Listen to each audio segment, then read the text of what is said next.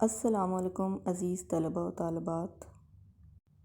آج کی ویڈیو میں ہم نثر اور نظم میں فرق سیکھیں گے اور اس کے ساتھ ساتھ ردیف اور قافیے میں بھی فرق کو جان سکیں گے۔ ادب کو عموماً 2 حصوں میں تقسیم کیا جاتا ہے، نثر اور نظم۔ دونوں کی اپنی اپنی خوبیاں ہیں، ایک کو دوسرے پر فوقیت نہیں دے سکتے۔ دونوں کے ذریعے انسانی احساسات و جذبات کو بیان کیا جاتا ہے۔ نثر دراصل ایسے کلام کو کہتے ہیں جس میں لفظوں کو جملوں میں اور جملوں کو عبارتوں میں تحریر کیا جاتا ہے۔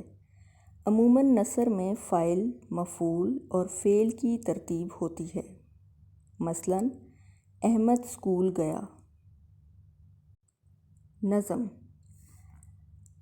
نظم اشعار کا ایسا مجموعہ ہوتا ہے جس میں کسی ایک خیال کو تسلسل سے بیان کیا جائے۔ نظم کے لغوی معنی لڑی میں موتی پرونے کے ہیں۔ تنظیم، ترتیب، نظم و ضبط کے مفاہیم میں بھی اس لفظ کو استعمال کیا جاتا ہے۔ نظم کے ہر شعر میں ردیف اور قافیہ شامل ہوتے ہیں۔ قافیہ لفظ قفو سے ہے جس کے معنی ہیں پیروی یعنی پیچھے آنے والا۔ اردو ادب میں قافیہ ایسے الفاظ کو کہا جاتا ہے جو اشعار میں الفاظ کے ساتھ غیر مسلسل طور پر آخر میں بار بار آتے ہیں۔ یہ الفاظ کبھی کبھی غیر ضروری معلوم ہوتے ہیں مگر ہٹا دیے جانے پر بھی خلا یعنی کمی پیدا کر جاتے ہیں، اس لیے ترنم اور تسلسل کو قائم رکھنے کے لیے قافیے کا استعمال کیا جاتا ہے۔ اس کی ایک خوبصورت مثال ملاحظہ فرمائیں۔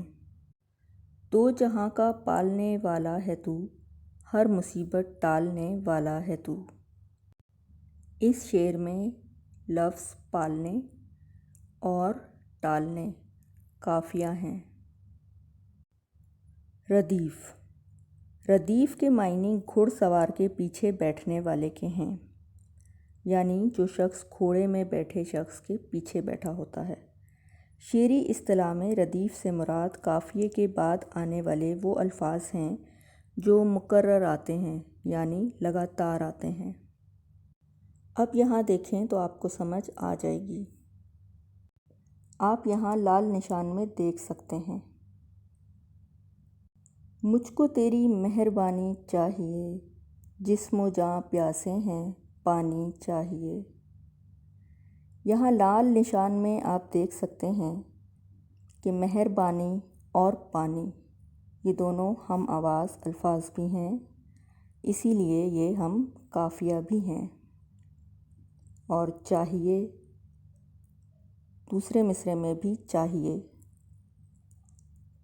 کیونکہ ردیف ہمیشہ ایک آواز والا ہوتا ہے تو چاہیے اور چاہیے یہ دونوں ہی ردیف ہیں۔ ایک اور مثال دیکھتے ہیں۔ دکھا رستہ ہمیں انعام و نعمت پانے والوں کا، ہدایت پانے والوں کا، فضیلت پانے والوں کا۔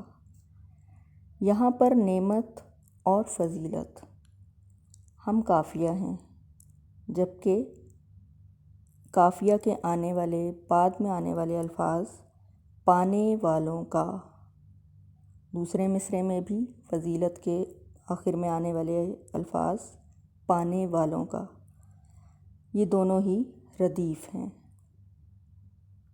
امید ہے آج کی ویڈیو سے آپ نے استفادہ حاصل کیا ہوگا اور نظم اور نثر کے ساتھ ساتھ ردیف اور قافیے کے فرق کو بھی واضح طور پر سمجھ لیا ہوگا۔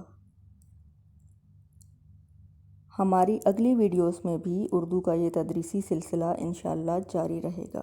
اپنا خیال رکھیے گا۔ اللہ حافظ۔